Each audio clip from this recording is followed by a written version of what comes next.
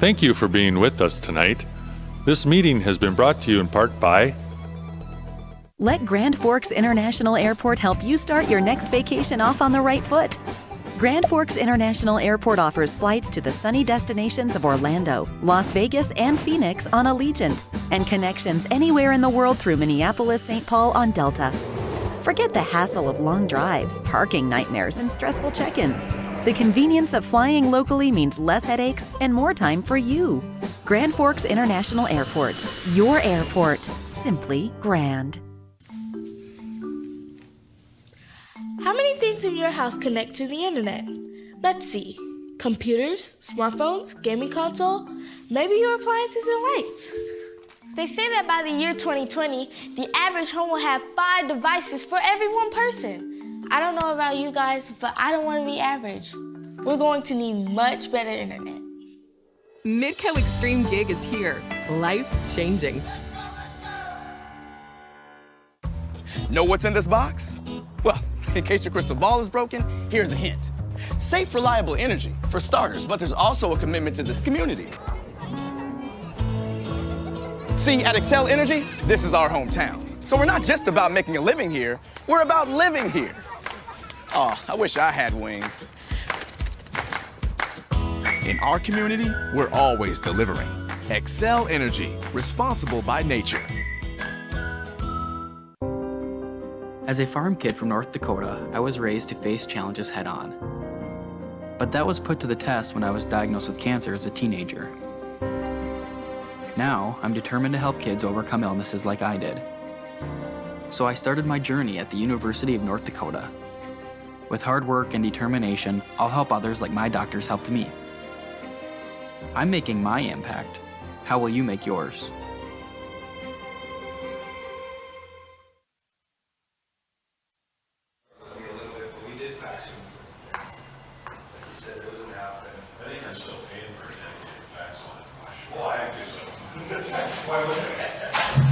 You still have one of those telegraphers? Well, some of the people with these phones would probably do well on the telegraph line.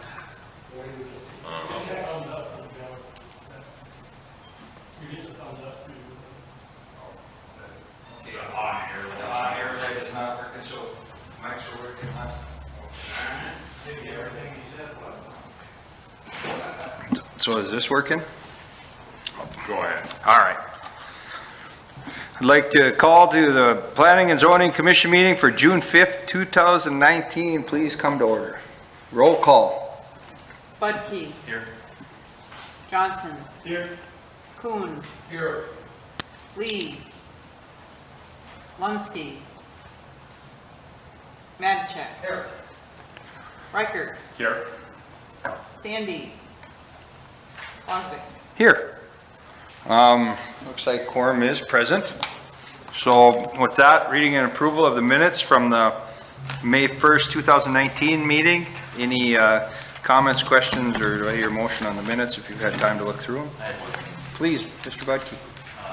Item 3.4, I noticed in the summary it says Budke opposed, which is correct, but then it also says motion carried unanimously.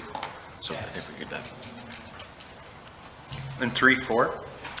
Right. Yep. It's just the sentence. It's the summary, so it's the sentence above heading 3.5.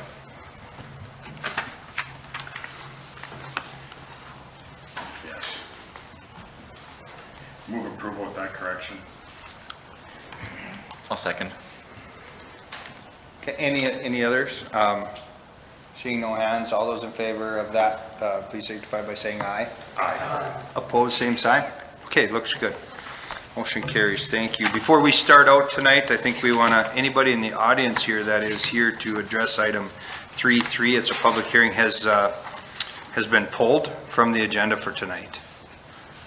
So if you are here for that, I'm saving you a whole bunch of time. If not, item 3.1. Sign code amendment relating to UND sign overlay district. Mr. Dangler. Good evening, Commissioners. This is up for final approval tonight. Following the last Planning and Zoning Commission, there was a few adjustments that staff made based on some of the comments. One, we did create what is referred to in the ordinance as Appendix G. So if you look at the within the staff report, under in the ordinance itself, the 5 or 6 main signs that we're incorporating into the new ordinance are now going to be depicted in within the ordinance as Appendix G. So each sign carries with it then its own diagram that shows all the dimensions and all the material, all the information that we need for the signs. With that, I probably, if not needed, I won't go through the entire ordinance. I guess I would open it up to any questions that the commission has now based on coming out of the previous meeting. We will have a public hearing too on this one, so I guess first thing I'll do is I'll kick it out, see if anybody in the audience would like to step up to the microphone and address item 3.1. Please do so at this time. I'm sure Mr. Brooks is just helping, so we'll just close the public hearing, bring it back to the commission. Any questions or comments on this? For moved by Mr. Matichek. Oh, yes. Okay. Second by Mr. Kuhn. Further discussions?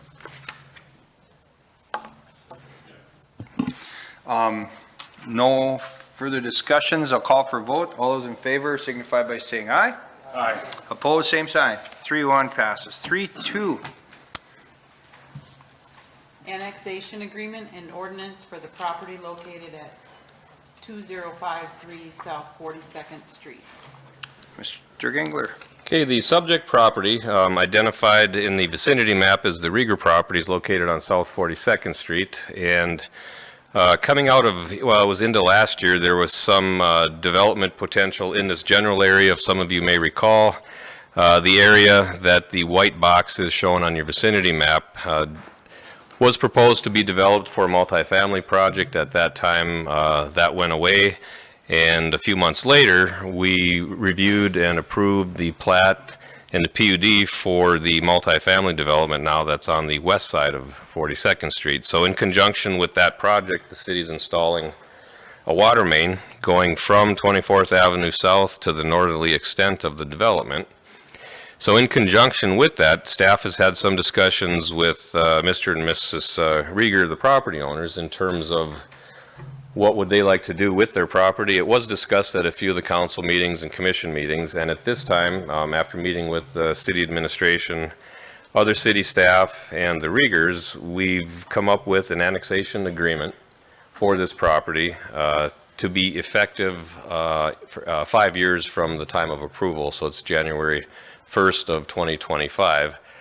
The Riegers then, if this is approved, will have access to city water service because, as we indicated in the staff report, due to that water main project, their property was included within the special assessment district.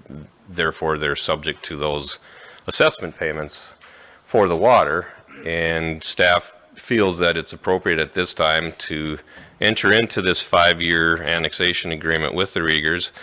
They, at their cost, then would be subject, or would have to cover the cost to connect to that water service.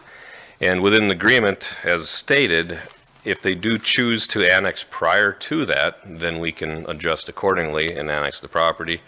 If they sell it, the new owner could come in with the assumption that if they do sell it, it's for development purposes.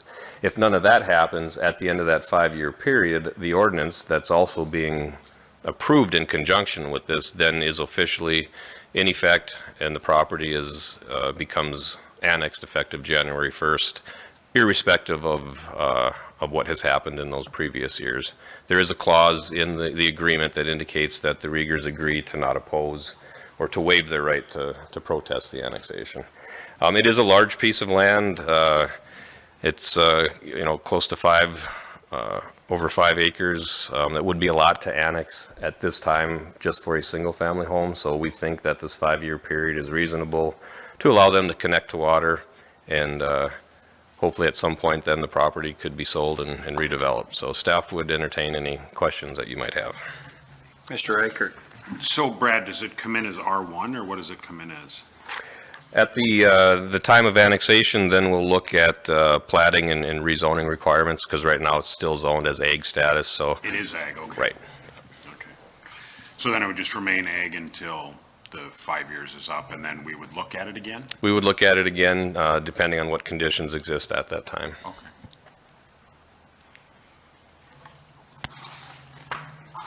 So if someone else were to purchase this property next year, would they get the same 5 years? I didn't hear that. Right, yeah, the agreement runs with the land. Okay, so no matter what happens, they could sell it, runs with the land, in 5 years, they get annexed. Correct. And if somebody wants to develop it, put it into commercial or something like that,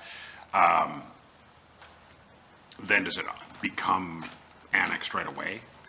Well, I think if it were to become a commercial development, of course, that's when the rezoning has to occur, the plating, and at that point, the assumption then would be that the property is, is being sold for development purposes. So anything that would require a plat, basically, would cause the annexation to happen, or could cause the annexation to happen earlier. Right, I think if you tie that to any, additional new development that may occur in terms of rezoning, so I think all those things then would come into play.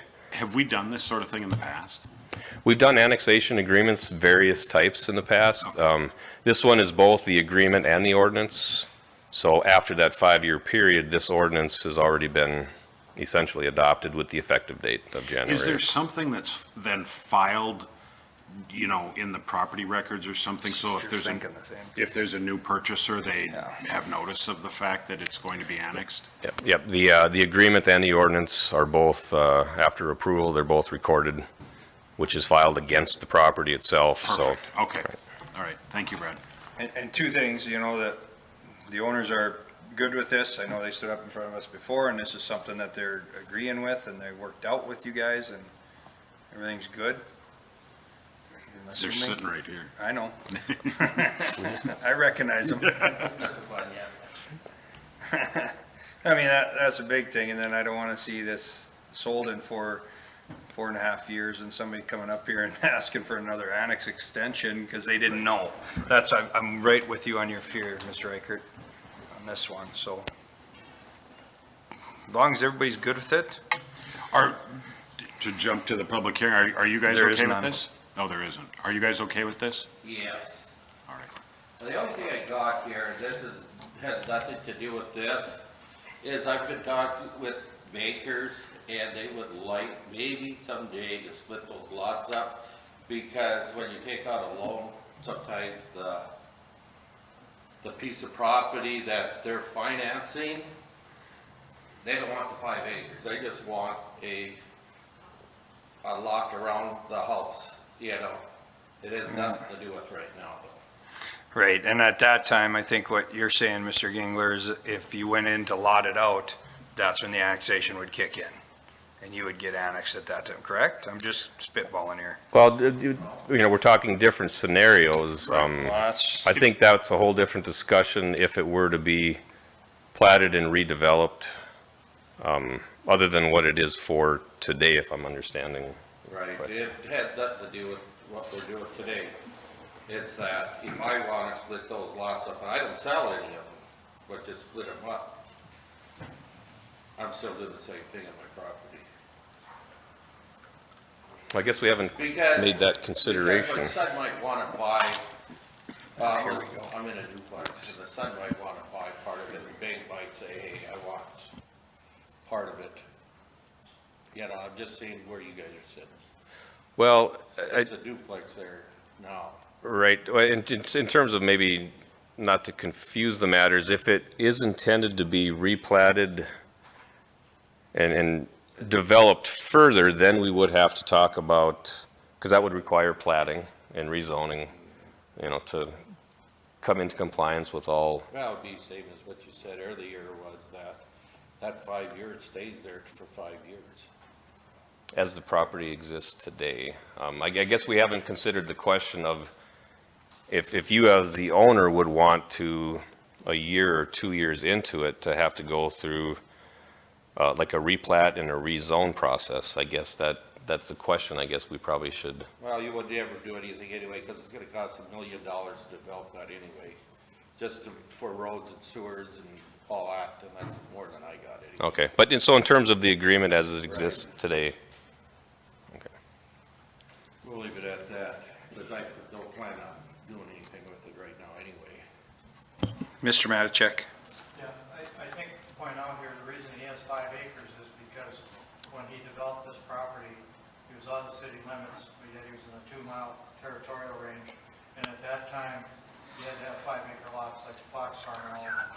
Yeah. That sense has changed. We went along with what the county does, and now it's 2.5-acre lots. You're shaking your head no. well, no, for For an ET, right, for an ET, the new, well, I shouldn't say new, it's been around for a number of years now, but in terms of residential density, now it's a 1 per 40 for like a new single-family home. but on those existing lots that are out there that are 5 acres, they can't subdivide. Right, they couldn't be able to subdivide now because of that threshold. I'm not saying you, but I'm saying ones that are out there now. Right. There's a lot of them. Most people want to keep the 5 acres, some people don't. Well, as long as he's in the extraterritorial, and he's zone ag, he couldn't split unless he came into the city.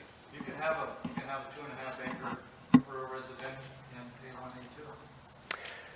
We can't. Well, if it's existing, you can't, in today's terms, you can't plat. You couldn't take 20 acres and plat it into, What I'm trying to point out here is that why he had 5 acres. Right. He basically had 5 acres. It was a farm yard. Yeah, but you would have had to have 5 acres anyway back then. That's why you got. Yeah. You know, 19th century school and none of that stuff was when I owned that property. That was all farmland where century school is and stuff. You know, before we decided to develop that. Any other questions? I mean, I got a lot, but and this will go to the city council on June 17th following this hearing. I just don't want to send more of a mess on. I just want to be careful with this one. I think looking out for the owners too. Well, anybody dare to make a motion or think about it? It's probably a bad question, but I don't imagine you've talked to a lawyer, have you? Yeah. Not really. I mean, it's gonna take a while to develop that property. It's not gonna, it's 25 years and nothing developed out there yet. Right. I don't think it's just gonna come over and somebody just develop. I'm just, I plan on living there for 5 more years at the minimum. I'm just worried about if you try and subdivide it or something like that, that it causes a Getting problem. that. I mean, Okay. All right. I'll move approval. Moved by Mr. Riker, second by Mr. Matichek. Further discussion, seeing no hands, call for vote. All those in favor signify by saying aye. Aye. Opposed, same sign. Unanimously carries. Item 3-5. 4, sorry, I skipped 2. Item 3-4. Vacation of 45th Avenue South between South 20th Street and vacated South 19th Street in Southern Estates, First Edition. Okay, this map that I have up should look somewhat familiar to you. 19th Street was recently vacated, or the southerly portion thereof, just to the east of the street that's indicated in green. That large area is part of the development that Edgewood Vista is doing with the elderly housing complex. At that time, when we processed all of that, we did agree and we did vacate the stretch of South 19th. At the same time, we did discuss the potential of bringing back another vacation of the 45th Avenue, which is shown in yellow. So with 19th Street being vacated to that extent, the southerly portion, the 45th Avenue really doesn't provide any significant reason or roadway connection. As indicated on the future uses map, after talking with Mr. Paul Messina from the Park District, I superimposed an additional parking area that they would plan on implementing. And then the area that 45th did occupy Once it's vacated, they're going to have additional room for some soccer fields and of that nature. I think one benefit of allowing more off-street parking here is going to help alleviate the rather large amount of off-street parking that occurs, or on-street parking that occurs during different sporting events in that area. So I think this is just one way to help alleviate some of that. And after discussing it with the engineering department, we're recommending vacation of this stretch of 45th Avenue South. Any questions for Mr. Gingler? Moved by Mr. Johnson. Second. Second by Mr. Reichert. Further discussion? Vote. All those in favor signify by saying aye. Aye. Opposed, same sign. Carries unanimously. 3-5. So you got me back on track now. 3-6. Vacation of the utility easement within Lot G, Block 1, Columbia Park, 22nd Edition, located at 4575 32nd Avenue South. Mr. Gingler, you're on a roll. I am. I'll be done after this. This item is sort of a housekeeping need for us to do. The area that I have highlighted in red on the map was part of a replat that we did back in 2017. This lot used to be split into two different lots, then it was combined. At that time, we did a vacation of a utility easement that's highlighted in yellow. So the timing of those two items, the replat and the vacation, the replat was approved and recorded. However, the vacation did not get recorded. So now we have a situation where the current vacation that was, approved at that time doesn't show the correct legal description of what we now have as the plat. So this will supersede that vacation in order for us to be able to record it at the county. So basically the new vacation resolution, the map itself shows the corrected legal description. So once that's approved, then we can record that and bring the property, make it whole. So staff does recommend approval of the vacation. All right. Any questions for Mr. Gingler? This is not a public hearing again, so. Move approval. Moved by Mr. Reichert, second by Mr. Budke. Discussion, seeing no hands, vote. All those in favor signify by saying aye. Opposed, same sign. Motion carries unanimously. 3-5. 3-6. Wow. Is it nice outside? 3-6. Mr. Brooks, welcome. Replat of Lot 3, Block 1, NSP and Pillsbury Industrial Park re-subdivision and ordinance dedicating right-of-way located at corner of Mill Road and 27th Avenue North. Mr. Brooks. Kind of first zoom in on the air photo because I think it'll help a little bit. Here we're out on Mill Road and 27th Avenue North, and the property we're looking at is just on that northeast corner, I guess, if you will, if you consider Mill Road being direct north and south. So here's the property. The property owners are looking to split the property. They're going to sell off a portion of it and keep the remainder piece. You can kind of see this little bit of a etched piece here that they're going to lot line. Let me zoom in a little bit better. The lot A that they're creating here is going to be roughly, I think this line here matches the track line, I think is what we determined right in here. And then over. So they're separating out the piece right in here. I think there is a representative, I believe, here as well for the utility company to talk about this one as well. But they're in the process of splitting it so that they can sell off a portion of the property. So they're making it into two different pieces. So from our perspective, the tech change sheet is within the packet and we're recommending approval with those conditions. So with that, we'll answer any questions you may have. Okay, anything before I open the public hearing? There will be one on this. Seeing nothing so far, I'll open the public hearing. Anybody would like to step up and address item 3.6, please do so at this time. Seeing no one, bring it back. Mr. Matichak. Yeah, I believe they're all I2, but let me verify that. Yep, I2. Yeah, well, there's some eggs still. Yeah.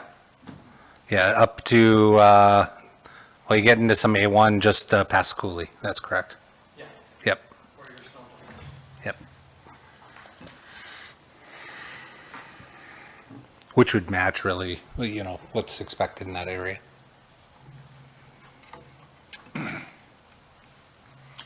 Move approval. No. Yeah, it's got to match the zoning. Yep. Mr. Reichert. Move approval. Second by Mr. Johnson. Further discussion? Seeing no hands, all those in favor signify by saying aye. Aye. Opposed, same sign. 3.6 carries unanimously. 3.7. Partial street vacation of 16th Avenue North and 10-foot utility easement adjacent thereto, Molsted's Addition and Molsted's Second Edition, 4403 and 4386, 16th Avenue North. Mr. Brooks. Thank you. I'll zoom in on the air photo again. That seems to be a little bit easier to read. So here's the McDonald's on Gateway and I-29, North 42nd here, and here's 16th Avenue North for those who have gone down that road before.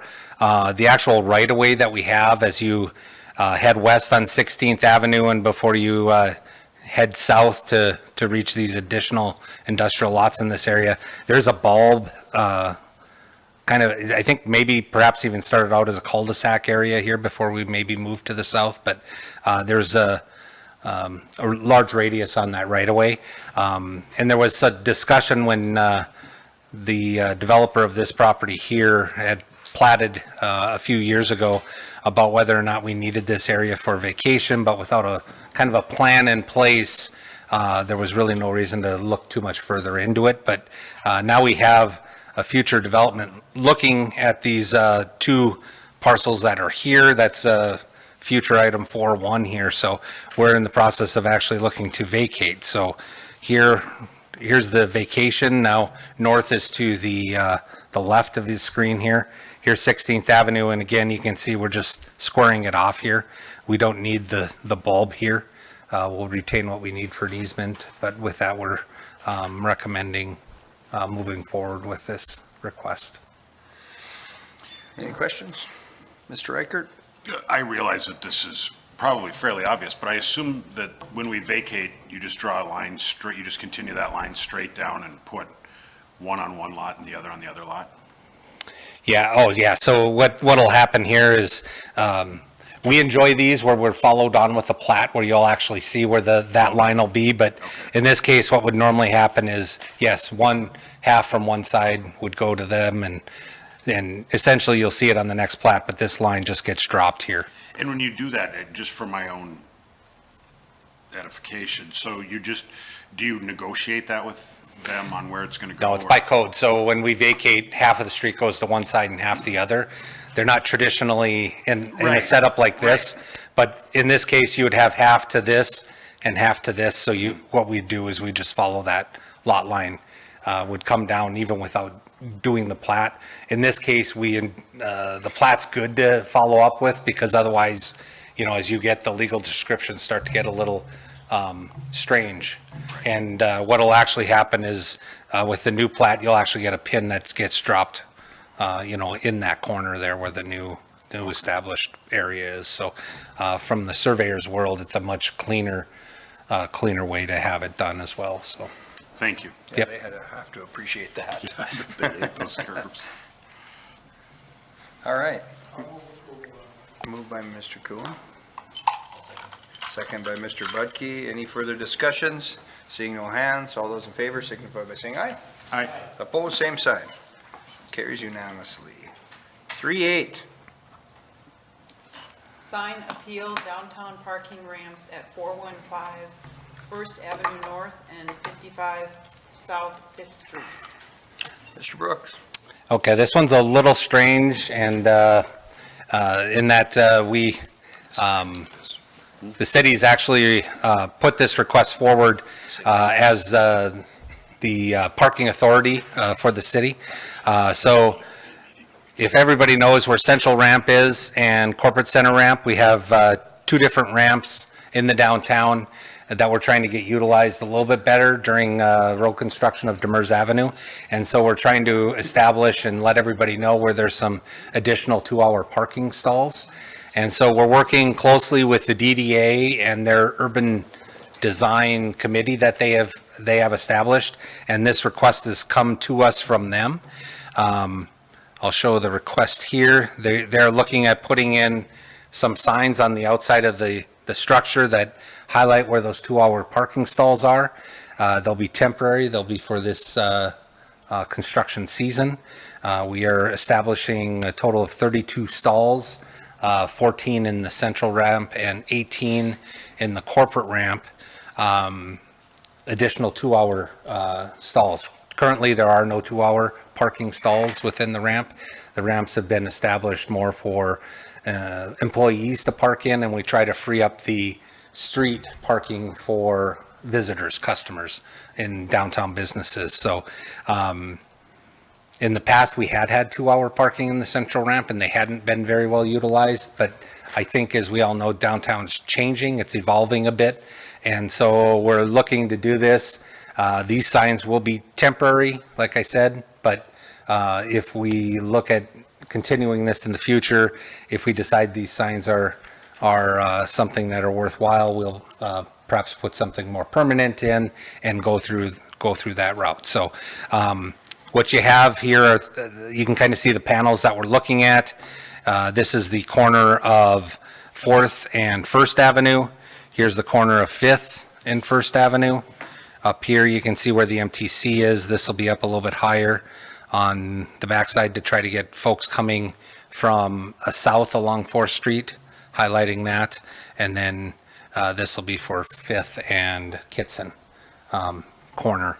And you can see that we're going to have 2 signs there, one in each angle, trying to direct them to the first floor. And actually in this ramp, we'll have the first floor parking right there. And on the central ramp, it'll be just off of 5th. Allow them to come in. There's 2-hour parking right there, and then they can exit very easily out onto 1st Avenue. And they don't have to go up and try to find that through. Staff will be monitoring the usage there. If there are more than 14 stalls being used throughout the day, we may look at expanding that if needed. We can evaluate that.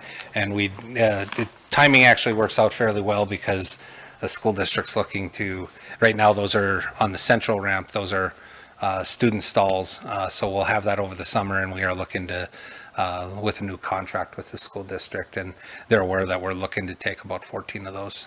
We've mentioned that to them, so they are aware as well. They're looking at doing some other things with parking. So with that, I'll entertain any questions you may have. This, as I said, is a sign appeal to allow for these temporary signs on the ramp. And Mr. Reichert, you were at the last DDRB meeting too, where we had this before that board as well. So what are we, and one of the concerns that we had there was, this isn't the entire first floor, but the sign makes it look like it's the entire first floor. Did we come up with anything else for how we're gonna let people know?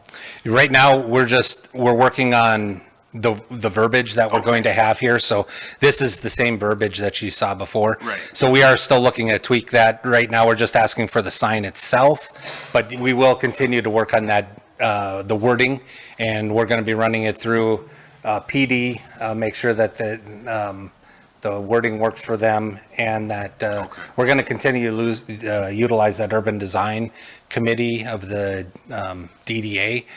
They seem to be a pretty activated group and well representative of downtown folks, so we kind of like using them as well.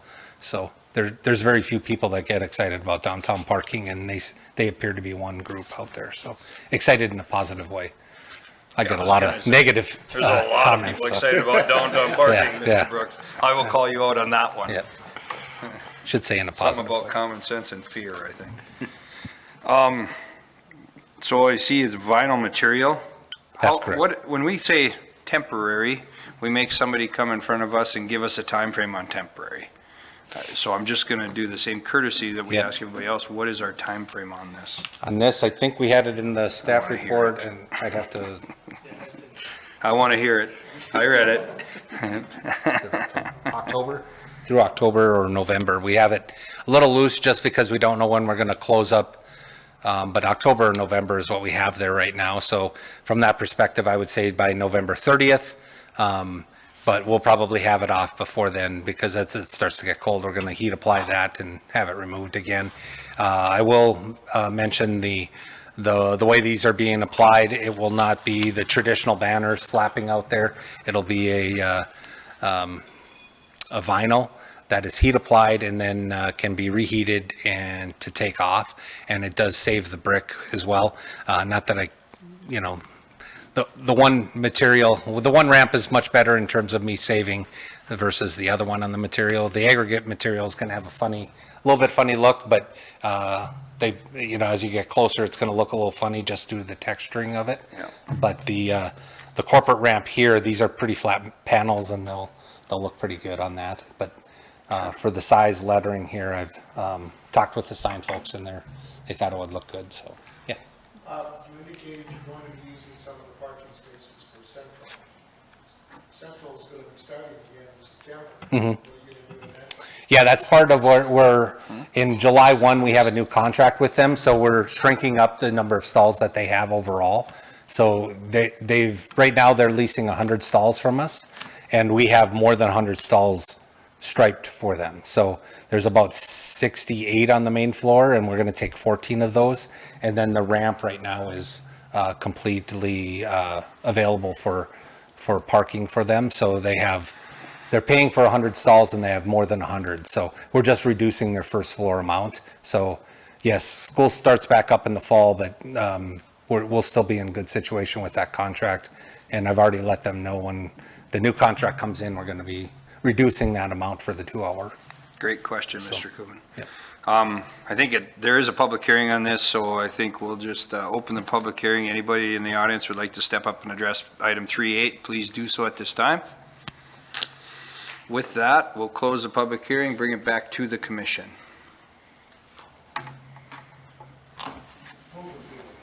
Moved by Mr. Kuhn. Second by Mr. Budke. Discussion. Vote. All those in favor signify by saying aye. Aye. Opposed, same sign. Motion carries unanimously. Item 4.1. Plat of Cornwich, second re-subdivision and ordinance dedicating right-of-way. Granovich. Yeah, you'd never guess it, so that's fine. Fantastic. I'm sorry, Chairman Wasvik, sir, apologize, I chopped right in, but. Yeah, you did. I was just complimenting that she's doing a wonderful job. Yeah, good. Mr. Brooks, please. So this goes with the vacation that we just talked about 2 items ago. So we're back in the same area on 16th Avenue, and I'll zoom in a little bit better to an updated plan that we've got. So here's that street vacation we talked about, and you can see how that's going to be incorporated in on that plat. This is that lot line will be extended down. So the 2 lots that were to the east are now going to be split up, and kind of looking at those industrial garage type setups that we've had. Perhaps somebody could do a man cave in these, purchase for that reason, or a business could go there, or just somebody who wants additional garage space. Any number of things. Excuse me. So there's going to be a street private that comes up through the center here. So that's how you're going to reach the lots that are up on the northern portion of this. Lots 5 and 6, 4 and 7 will be across from each other, and 3 and 6. Just envision that street coming right up through the center there. And again, I shouldn't say street as much as perhaps a private driveway as it gets up through there.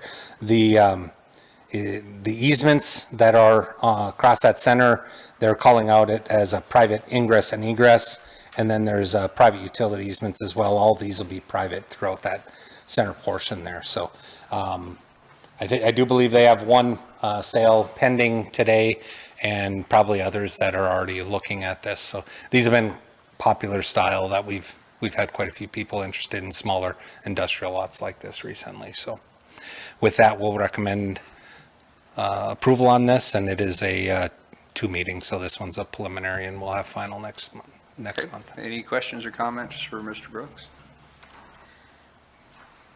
Mr. Brooks, again, looking at that westerly lot, the 2 lots, and this was kind of what I was getting at before, that lot, that second smaller lot on the bottom, lot B, I think, or lot 1.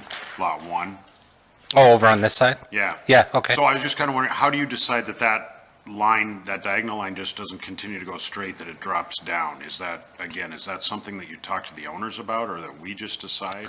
Well, this owner is in on this one, just so you're aware. I'll kind of, and it's the same ownership between those two, so I'll pull that up.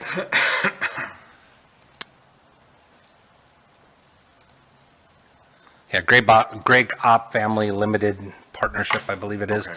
They're owner on both of those, so he could combine those. He's keeping them separate now, but it looks like he could do either one, and that's obviously he's a signer on this plat.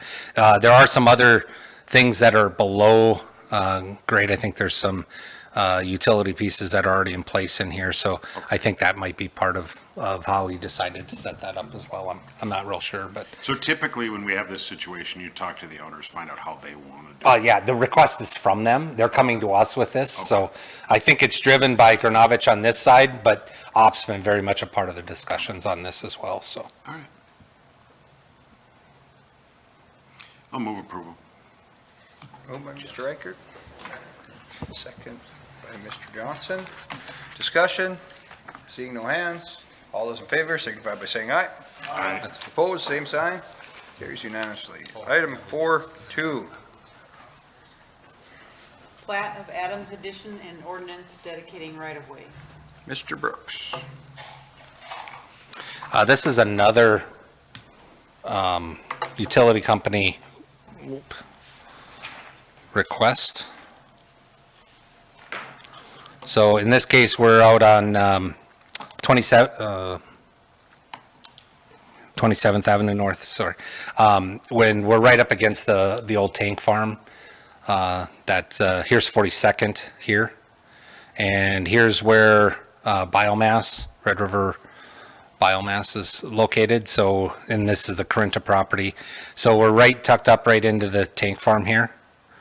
With that, I'll pull up a copy of the plat. It's a fairly small plat, but due to, we allow these types of a little bit smaller lots when it comes to utilities. So they're going to be putting, I believe it's a gas vent structure. Yep, what he said, valve. Yeah. So it'll be, and it's tucked right up against the other property line, so it's not gonna, if it had been in the middle of his property, he would have had to work with it, the owner, in this case, the Adams. But it's right up against the tank farm property, and it works fairly well.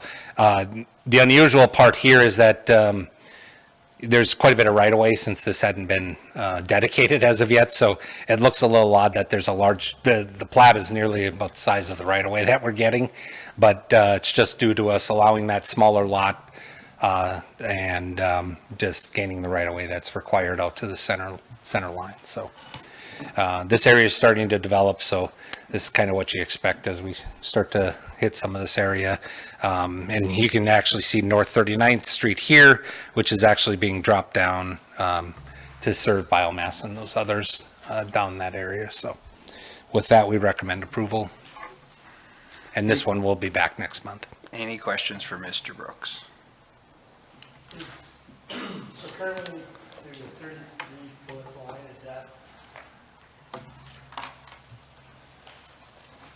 Is that what's required, or? well, is that what's there now, 33-foot right away, and we're moving it back to 50? There's on each side of these section lines like that, there's a statutory 33 feet, so that's what you're seeing there. And then we're grabbing, what we're saying is, on this road, looking at our future functional class, we're looking at 100-foot right-of-way needed, and so we grab 50 on this side and 50 from the other side. And then in addition, we grab our normal 20-foot. And in this case, it's there's a whole lot of unknowns, so we did go to the 20-foot utility.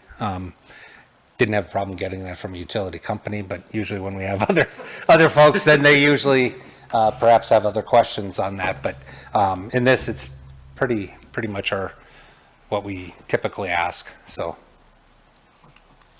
Okay. Further questions? Entertain a motion. Mr. Reichert? Move approval. Second by Mr. Bedke. Any further discussions? Seeing no hands, call for a vote. All those in favor, signify by saying aye. Opposed, same sign.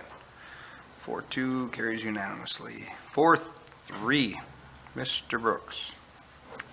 Ordinance amending zoning map, JR's PUD Amendment Number 3. Lot coverage increases on 45th Avenue South from 34th Street South to 30th Street South. Mr. Brooks. Thank you. So we'll kind of walk you through a little bit. Here's Discovery School is on 2A here, and the park is on 1A. This is part of JR's PUD that came in originally about 5 years ago, maybe about 5 years ago.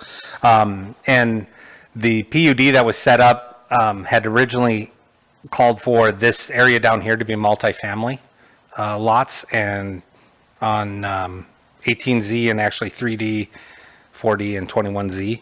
And then I think we have commercial on 19Z and 20Z. So you see that as these start to come in, the Zs will change to probably, and the next one will be E. But we have these future plans. So we had an original concept plan that we put into place back when this is originally put in, so everybody's aware of what's going on. The request before us today is to change 1D, 2D, 3D, 4D, not to a different request in terms of type of use. They still want to remain single family, which is what changed last year. It went from multifamily on the 3D and 4D to single family. So in terms of density, you're going to have one house per lot in this area. And these are a little bit smaller lots. So the request before us is actually to change the impervious lot coverage to 50%. So what we're having to, the questions that are coming is as these single family detached get a little bit smaller lot, they're starting to run into problems on the impervious lot coverage. Triple stall garage on a smaller lot. And so we've had requests from the builders have been struggling to fit that within. So what they've been doing as those requests come, they're going to the Board of Adjustments and getting their approvals there. And so we just said, you know what, let's kind of deal with this all at once. We've looked at the stormwater, the ponds are sized appropriately in this area. So in this case, the density isn't as high as what the original concept was. So we've already got our less density in terms of number of housing units in the area. So it's kind of similar to what the Thompson Homes area did. They originally set that up with single family detached and a little bit higher on the impervious lot coverage.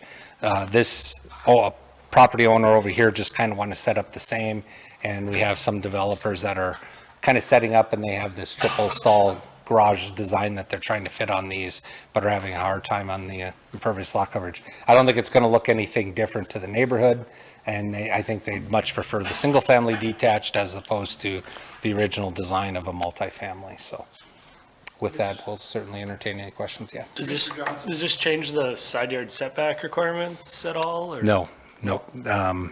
That's on the second sheet. I'll zoom in on. So each one of those blocks talks about what the data is. And on this one, 1D, 2D, 3D, they'll go to a 50% lot coverage, and we aren't making any other changes on side yards, so the side yard would remain the same. The requirements, those will depend on the width of the lots, so if it's between 60 and 100, then it's 10% of the lot width that they need to have on each side. If they're an under 60, then they can go down to 5, I believe. I'm kind of shooting that off the top of my head. Inspections probably knows them off the top of their head, but if it's over 100, then they can be 10, but we're not dealing with that in this area, so. Mr. Riker? I mean, I guess the idea here is we wanted smaller houses in there that are more affordable, but if they asked for R2, if they asked for duplexes there or something like that, they'd be fine with a 50% lot coverage, right? They would be, but what would happen is we wouldn't allow that use because this one's specifically set up for R1. No, but I mean, if they would come in and ask for a zoning change. Oh, I see, yeah. I mean, they could basically do this by asking for a zoning change and putting in twin homes, right? Yeah, yep. And so when you were I mean, because I don't want to do this because I would like to see them build smaller houses. Don't build a house. I mean, if you want a triple garage, put it on a bigger lot. Buy a bigger lot, put smaller, more affordable houses here. But being realistic, I mean, if they came before us and asked to change it to R2, we would probably approve that and it would have the same effect. But you're saying the neighborhood doesn't want that. They want single family homes. Yeah, I think what we've heard actually from a lot of the property owners haven't been calling us necessarily. It's the people building for the property owners. So, of course, yeah. Yeah. They want to cram as much as they can. Yeah, and I think it's either 2 or 3 or maybe even up to 4 builders that have been buying in this area and have a product that are out there and that the owners are interested in, and they're fitting the neighborhood. I think if you drove through there, and actually if I pull up that air photo, I don't know if too many people would recognize, or think that there's an issue with the size of these and how it fits with the neighborhood. But I would say that they're probably not at the 35% required either of an R1. So, which one of these is received a variance, you'd have a hard time probably saying, unless I really zeroed in on one of these lots, but I don't think you'd notice from the front either, to be honest with you. We have had a discussion at staff level about that there's 2 different types of R1s out there now. There's, I guess generically I'll say the golf course style lots R1, 10,000, probably 15,000 square foot lot. And then we have, but the same rules for that lot also are applying to, if we just say R1, there's some small lot R1s out there. This traditional 7,000 square foot lot, which is 50 by 140. The rules are the same for both of those. It's probably not, doesn't seem right anymore either. Okay. I think there's an aesthetic, when we take a look at the impervious lot coverage, there's an aesthetic component to that. So how that feels as you walk through the neighborhood and, what that feels like to a neighborhood. And then there's also obviously always the stormwater. Even before our federal rules came into play, we had to make sure that, our pipe sizing is correct and our ponds are built because we're going to have more runoff on a system like that. So what Kings Walk area is required is different than what's required in this area. You're going to end up with more ponds and probably bigger pipe sizes in this area. So both of those things need to be looked at in this area. So you end up with more ponds, which drives up the price per lot, which drives up the cost. And then you add triple garages, and then all of a sudden we're looking at we can't have affordable housing. Right. Well, I would say that, the smaller lots that we've been looking at here is driving down. I don't think it's a 1-for-1 on those. Your street, if you have 2 50-foot single-family lots versus one 100-foot, your specials are going to be considerably lower, and the pond size costs that you are going to have to increase for the 250s, you're still much cheaper for the individual homeowner. Your biggest cost is that bringing the lines across the front, paying for that street, that's half the cost. And at some point I'll stop talking about specials because that's probably more in the engineering realm. Right. But We're half of getting your off cost into- is Getting off into street. stuff we can't control. Yeah, So- street cost is a good portion of it. But I will say the market is looking at those costs now. We're finding that more and more. I think that's good. We do have more knowledgeable buyers. And so they're starting to make their decisions and want smaller lots.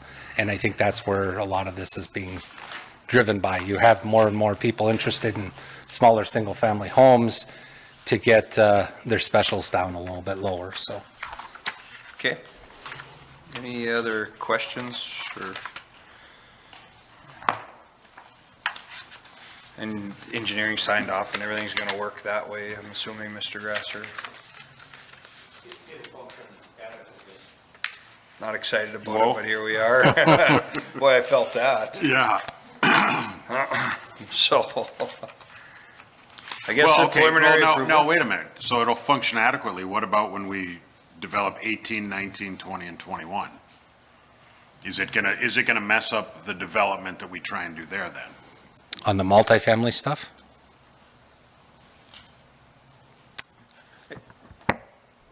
Relative to the footprint of what we're talking about now versus what's being undeveloped, I don't think it really is an appreciable number that you're talking about.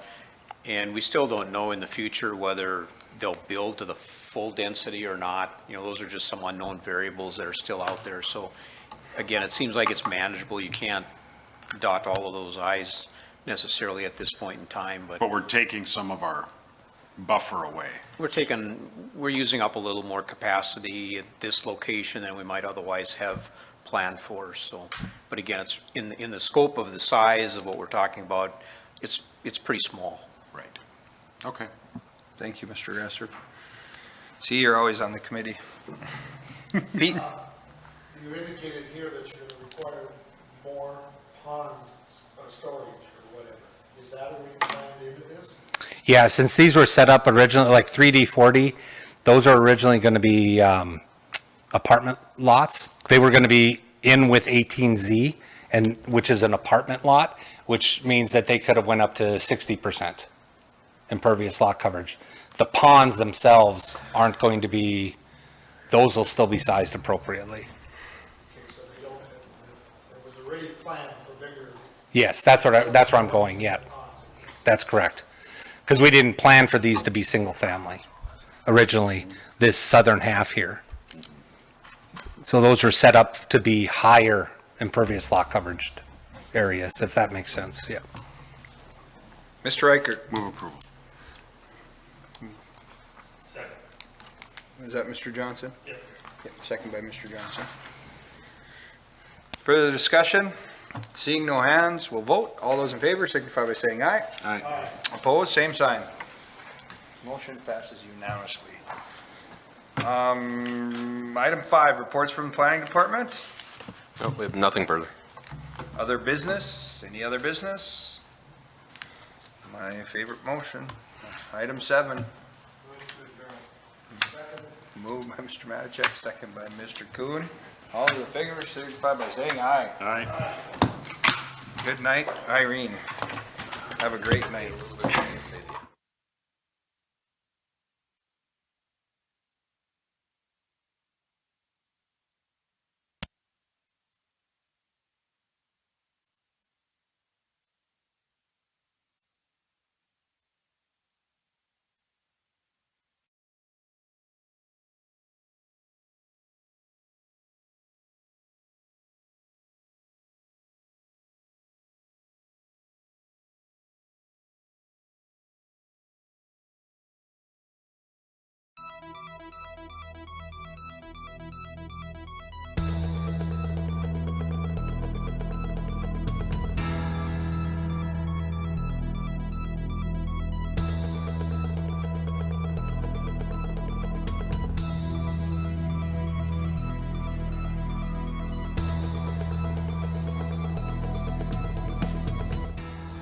Thank you for being with us tonight. This meeting has been brought to you in part by Let Grand Forks International Airport help you start your next vacation off on the right foot. Grand Forks International Airport offers flights to the sunny destinations of Orlando, Las Vegas, and Phoenix on Allegiant, and connections anywhere in the world through Minneapolis-St. Paul on Delta. Forget the hassle of long drives, parking nightmares, and stressful check-ins. The convenience of flying locally means less headaches and more time for you. Grand Forks International Airport, your airport, simply grand. How many things in your house connect to the internet? Let's see. Computers, smartphones, gaming console, maybe your appliances and lights. They say that by the year 2020, the average home will have 5 devices for every one person. I don't know about you guys, but I don't want to be average. We're going to need much better internet. Midco Extreme Gig is here. Life changing. Know what's in this box? Well, in case your crystal ball is broken, here's a hint. Safe, reliable energy, for starters, but there's also a commitment to this community. See, at Excel Energy, this is our hometown. So we're not just about making a living here, we're about living here. Oh, I wish I had wings. In our community, we're always delivering. Excel Energy, responsible by nature. As a farm kid from North Dakota, I was raised to face challenges head-on. But that was put to the test when I was diagnosed with cancer as a teenager. Now, I'm determined to help kids overcome illnesses like I did. So I started my journey at the University of North Dakota. With hard work and determination, I'll help others like my doctors helped me. I'm making my impact. How will you make yours?